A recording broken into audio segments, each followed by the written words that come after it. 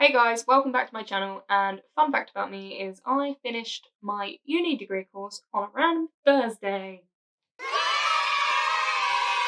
So, I studied film production at university and I'm trying really hard to get into the industry, but it's difficult. So in this video, I'm going to tell you 5 things I wish I knew before studying film.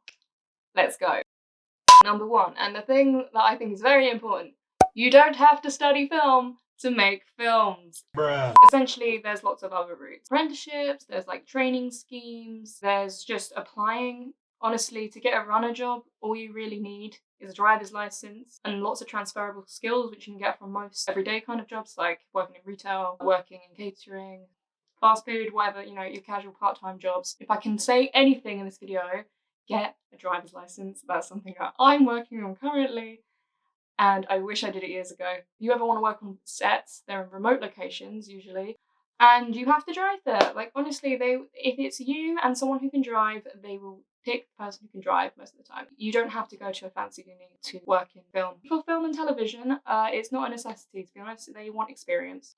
Number 2, watch older films, or films that don't abide, is that the word? Is that the word I'm looking for? Or films that don't abide by classical Hollywood cinema. So not everything that you see in standard like American box office style cinemas. Your Marvel films, action blockbusters, like they're great, but if you just watch one standard of film, it limits how you make things. We take inspiration from one thing and create out another.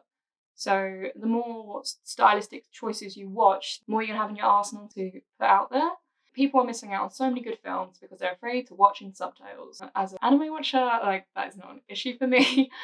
But I've seen some of the best films in subtitles because honestly, there are some amazingly creative people out there. Take inspiration from everyone. Also, different styles, so don't just watch, obviously, narrative filmmaking. Look into some abstract, look into some surrealism. It's a bit like art. Test your different mediums to figure out what you like, and eventually that's how you can develop your own style.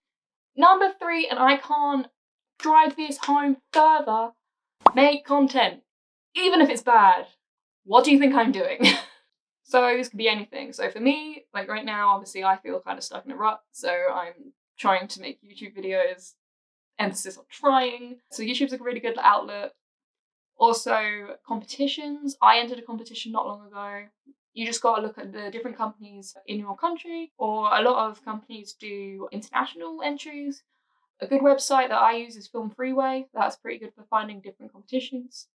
If not, I definitely follow all the major companies around you. Research what production companies are in your country and networking, essentially. Keep in the loop. But even if it's just on an iPhone, even if it's just making TikTok's taken over the world, in the last year. That is brilliant. You just got to keep making things. Even in a year, you're going to go, I hate that. You're never going to make anything good first time. You don't even have to publish it.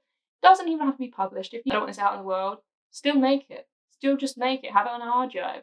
And then make it again and then change it. That's something I wish I did. Like, I wish I did more. Like, I'm starting to do that now. I'm starting to care less. I really want to get good at this kind of craft and putting films out there. So there's going to be more short films on my channel that I'm hopefully going to make within the next year. But yeah, make things, guys. Number 4, network. This is one thing at uni that was driven into me that I didn't realize how important it was until now. You got to stay connected with other people like you. Films aren't made by themselves. A whole team makes them. So even if you're like, oh, I want to make my own film, you need help with that. Like, as someone who made their own film by themselves, because obviously with the pandemic on my course in my final year, I had to do a lot by myself. It was difficult. It was hard. And it wasn't the kind of quality that I wish I would have had.